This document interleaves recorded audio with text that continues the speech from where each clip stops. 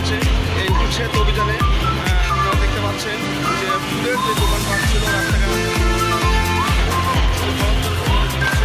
এই উচ্ছেদ অ্যাকচুয়ালি সিলেট মহাসড়কের রাস্তা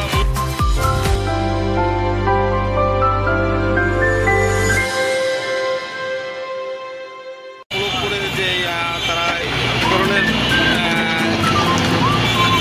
দোকানপাট খুলে বলছে এ যেন পুরো মার্কেট ফুল্লিভাবে মার্কেট করে ফেলছে। এই ব্যাপারে আপনাদের দেখাচ্ছি, আপনি একটু লক্ষ্য করে দেখতে পারবেন যে উচ্ছেদের ব্যাপার, এই ব্যাপারটা চলছে।